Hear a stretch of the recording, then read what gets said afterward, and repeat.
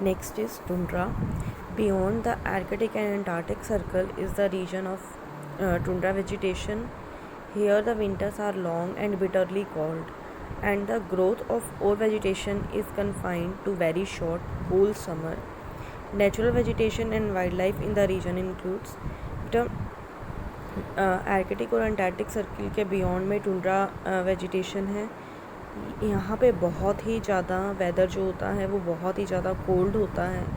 Summer जो होती हैं वो ठंडी होती हैं, समर्स भी ज़्यादा नहीं होती हैं, इसलिए ज़्यादा प्लांट्स जो होते हैं उनकी ग्रोथ यहाँ पे नहीं होती है। Dwarf willow in shattered hollow and valley and mosses and lichens. यहाँ पे बेटा गहरी गहरी घाटियाँ होती हैं। Berry fruits bushes like cranberry and some aquatic flower plant that bloom in summer. Berry fruits bushes like cranberry, कुछ ऐसे फ्रूट्स होते हैं जो मतलब जब थोड़ी बहुत समर आती है तब वो ग्रो होते हैं। Reindeer, polar bear, musk oxen, arctic hares and foxes, lemmings, penguins, whales and seals. All animal have thick coats of fur to keep warm during bitter cold months. यहाँ पे जो भी एनिमल्स होते हैं बेटा उनके ऊपर थिक फर की मतलब थिक फर होते हैं उनके ऊपर, क्योंकि यहाँ पे बहुत ज़्यादा विंटर होती है। उस कोल्ड वेदर से बचने के लिए, प्रोटेक्ट करने के लिए फर होते हैं उनके ऊपर। डक्स, गीस, snow bunting and other birds which migrate to warmer region in winter. Some animals like reindeer also migrate. और कुछ बेटा यहाँ पे बर्ड्स ऐसे होते हैं जो जब सर्दियाँ आ जाती हैं, जब विंटर आ जाती है तो दूसरी जगह पर माइग्रेट करते हैं, दूसरी जगह शिफ्ट हो जाते हैं। The wild life in the ice bound Antarctic region is confined to the coast only. बेटा जो the wild life in the ice bound Antarctica जो है वो ऑल थ्रू द ईयर बर्फ़ से कवर रहता है। ऐसी जगहों पर बेटा जो वाइल्ड लाइफ है वो सिर्फ उसके कोस्ट तक, मतलब सिर्फ तट तक ही सीमित है। Next is mountain vegetation. अब बेटा the climate, vegetation and fauna changes with rise of altitude in all mountain regions of the world। अब ये सारी चीज़ें बेटा क्लाइमेट, वेजिटेशन, फोना वैसे वैसे चेंज होती है जैसे जैसे हम ऊंचाई पर जाते हैं। As one climbs up the deciduous forest give way to mixed forest and then to conifer forest. धीरे धीरे जैसे हम ऊपर जाते हैं डिसीडियस फॉरेस्ट आते हैं, उसके बाद मिक्स फॉरेस्ट आते हैं, फिर कॉनिफर फॉरेस्ट आते हैं। About 3000 metre only alpine grass. 3000 metre तक तो सिर्फ grasses, mosses and lichens grow, and about 5000 metre which is the snow line nothing can grow. मतलब कुछ हिस्से तक तो कुछ 3000 मीटर तक तो सिर्फ ग्रासेस ही होती हैं। 5000 मीटर तक कुछ भी नहीं होता क्योंकि स्नो लाइन होती है। स्नो लेपर्ड,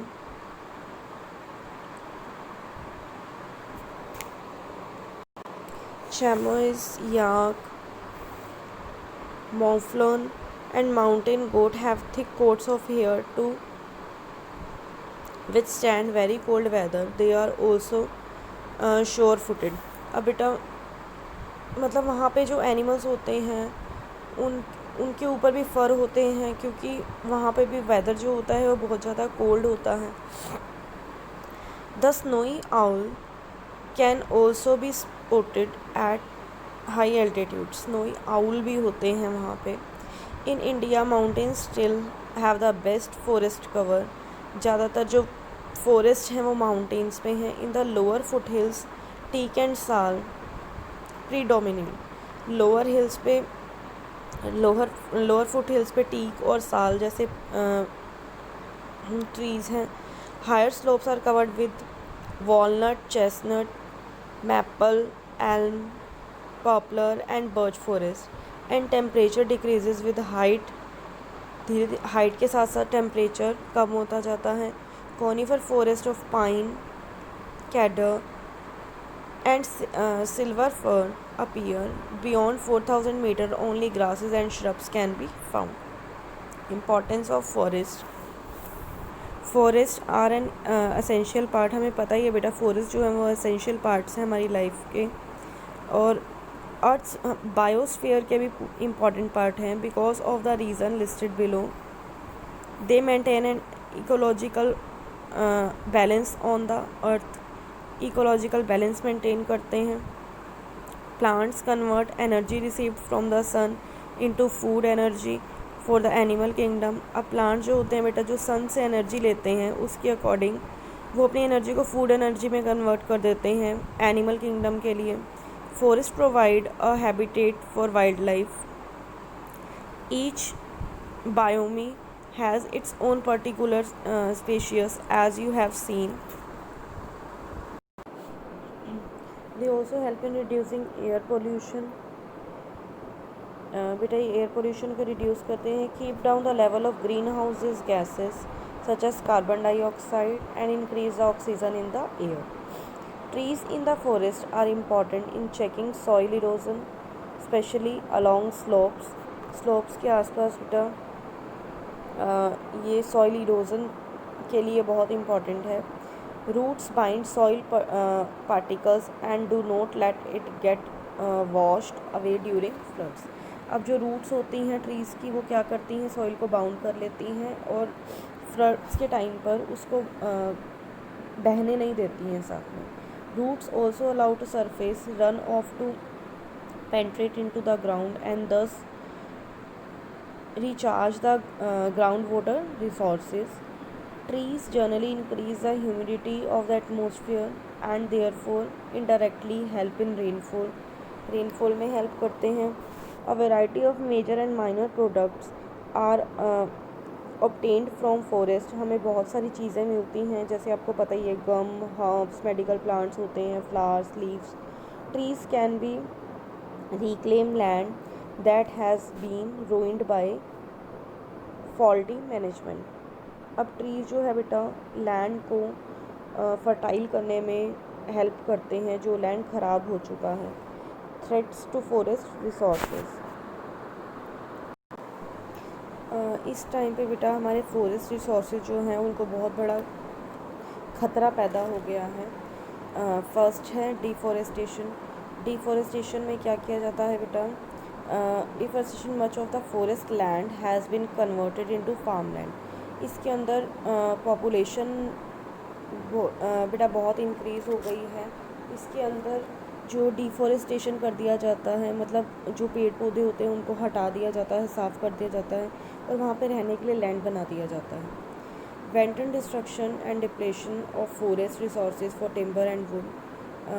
बहुत ज़्यादा बेटा मतलब ख़तरा पैदा हो गया है. लोग टिम्बर और वुड के लिए, लकड़ी के लिए पेड़ पौधों को काट देते हैं.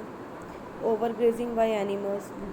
जो एनिमल्स होते हैं उनको खा जाते हैं.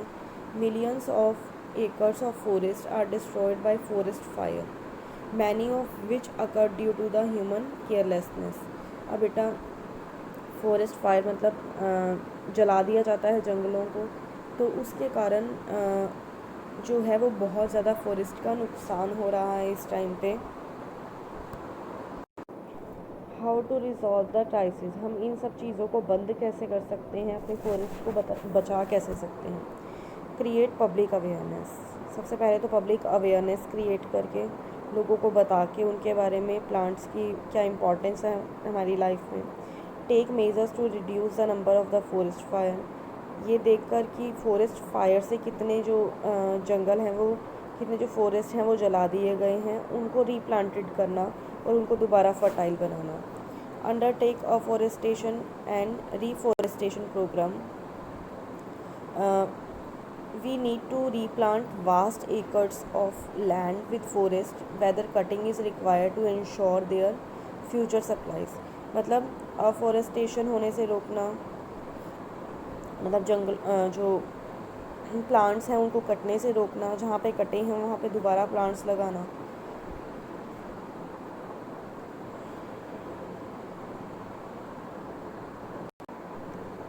Next is need for conservation of wild life. बेटा नेचर के अंदर एक बैलेंस बनाने के लिए प्लांट्स एंड वाइल्ड लाइफ के अंदर ये ज़रूरी है कि हम ऐसे कोशिश करें कि हम वाइल्ड लाइफ को बचा सकें। ये बैलेंस जो है वो इम्पॉर्टेंट भी है, बहुत इम्पॉर्टेंट है, क्योंकि अगर ये बैलेंस नहीं रहेगा तो इससे हमारे एनवायरनमेंट को बहुत ज़्यादा ख़तरा है। अब wild life birds and fishes जो होती हैं बेटा are not only important for our physical health, सिर्फ हमारी फ़िज़िकल हेल्थ के लिए इम्पॉर्टेंट नहीं है बल्कि हमारी मेंटल हेल्थ को मेंटेन करने के लिए भी इम्पॉर्टेंट है और नेचर की ब्यूटी बनाए रखने के लिए भी ये सब चीज़ें इम्पॉर्टेंट हैं। थ्रेट्स ऑफ वाइल्ड लाइफ को ख़तरा पैदा हो गया है। फर्स्टली डिप्लेशन ऑफ फॉरेस्ट को काटा जा रहा है, तो उसके अंदर ही बेटा वाइल्ड लाइफ होती है, वहीं पे वाइल्ड एनिमल्स रहते हैं, तो इसके कारण उनको भी ख़तरा हो रहा है। वाइल्ड लाइफ जो है वो कम होती जा रही है क्योंकि फॉरेस्ट ही नहीं होंगे तो उनको रहने के लिए जगह ही नहीं मिलेगी। Next is hunting for profit. लोग बेटा वाइल्ड एनिमल्स का हंट करते हैं सिर्फ प्रॉफिट के लिए, पैसा कमाने के लिए। That is wrong. There must be a world wide ban on the use of animal products. World wide ban होना चाहिए कि एनिमल प्रोडक्ट्स को यूज़ करने का वर्ल्ड वाइड बैन होना चाहिए कि उनके प्रोडक्ट्स को नहीं यूज़ कर सकते। There must be checks on reckless hunting for sport by the sorry बेटा। Next is how to resolve the crisis. हम इन क्राइसिस को कैसे ख़त्म कर सकते हैं। सबसे पहले तो we must check maintenance of deforestation को ख़त्म करना होगा। Next is there are must be world wide, ये बैन होना चाहिए कि हम एनिमल प्रोडक्ट्स को यूज़ नहीं कर सकते हैं। हंटिंग जो है बेटा उसको भी बंद करनी चाहिए, क्राइम लॉ के अकॉर्डिंग क्राइम होना चाहिए। There must be control over pollution. अब पोल्यूशन के ऊपर भी कंट्रोल होना चाहिए। पोल्यूशन के कारण भी हमारी जो वाइल्ड लाइफ है वो ख़त्म होती जा रही है। Next is the world wide fund for nature, WWF is engaged. ये बेटा WWF जो है world wide fund for nature, ये एक ऐसी एसोसिएशन है जो वाइल्ड लाइफ के लिए काम करती है। engaged in increasing public awareness about the need of conservation wildlife and their habitats। ये बेटा इसका काम ये है कि लोगों में अवेयरनेस पैदा करे कि हमारी वाइल्ड लाइफ जो है उसे हमें बचाना है, कंजर्व करके रखना है। अवेयरनेस फैलाती है ये। Actively working with government the work over to formulate laws and regulations to protect wild life. Government के साथ काम करती है ये, रूल्स एंड रेगुलेशंस, कुछ लॉज बनाती है वाइल्ड लाइफ को प्रोटेक्ट करने के लिए। इंडियन सिनेरियो, इंडिया के अंदर बेटा हम देखें इस चीज़ को लेकर क्या क्या हो रहा है, वाइल्ड लाइफ को बचाने के लिए क्या क्या किया जा रहा है। इंडिया की पॉपुलेशन बेटा इस टाइम पे इतनी ज़्यादा हो रही है कि उसके कारण जो है वो लैंड पे प्रेशर बनता है और बहुत सारे फॉरेस्ट जो हैं, बहुत ज़्यादा फॉरेस्ट को काटा जा चुका है। इंडिया के अंदर बहुत सारे प्रोग्राम चलाए जा रहे हैं फॉरेस्ट कंजर्वेशन के लिए। इंडिया के अंदर बेटा बहुत सारे स्पीशीज़ ऐसी हैं जो डिफॉरेस्टेशन के कारण, डिस्ट्रक्शन के कारण, हंटिंग के कारण ख़त्म ही हो चुके हैं। दो रैपिडली ड्विंडलिंग इन नंबर। अब देखो बेटा एलिफेंट्स, राइनोसर्स, लायंस, टाइगर्स, लेपर्ड्स, नीलगाय, ये बहुत ही जिसको हम कह सकते हैं कि डिफॉरेस्टेशन के कारण, हंटिंग के कारण ये सब ख़त्म होते जा रहे हैं। Birds include peacock, geese, pigeons, ducks, herons, crane, or owls and many other that add colors to the forest। ये सब बर्ड्स जो हैं वो एक मतलब कलर फिल करते हैं हमारे नेचर के अंदर। India has over 1000 species of fish in its river and coastal waters.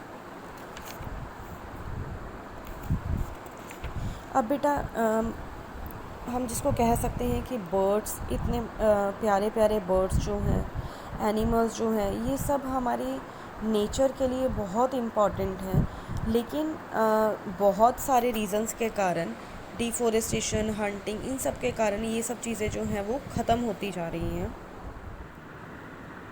Efforts to tackle the problem in India, इस प्रॉब्लम को टैकल करने के लिए इंडिया के अंदर जो प्रयास किए जा रहे हैं बेटा वो हैं some areas have been declared as zones where wildlife is preserved.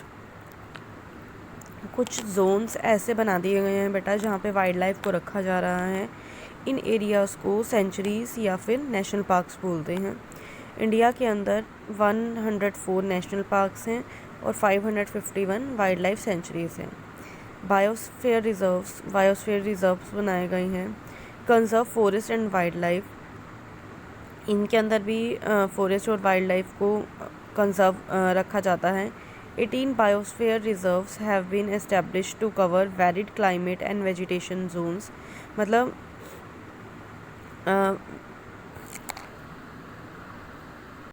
कुछ एरियाज़ को बेटा बायोस्फीयर रिजर्व्स डिक्लेयर कर दिया गया है जहाँ पे वेजिटेशन है अच्छी, उन वहाँ पे 50 tiger reserves have been set up in the various forest across the country. 50 tiger reserves बनाए गए हैं जहाँ पे टाइगर्स को रखा जाता है। Several wild life conservation ventures have been initiated in India. कई प्रोजेक्ट चलाए गए हैं इनको बचाने के लिए। Project tiger, project rhino, project elephant, crocodile conservation project, UNDP, sea turtle project, etc. Public awareness campaigning are being conducted with the help of WWF that was established in India in 1969. लोगों को aware करने का campaign चलाए जा रहे हैं जो WWF का काम है, वो जिसे 1969 में बनाया गया था वाइल्ड लाइफ को कंजर्व करने के लिए।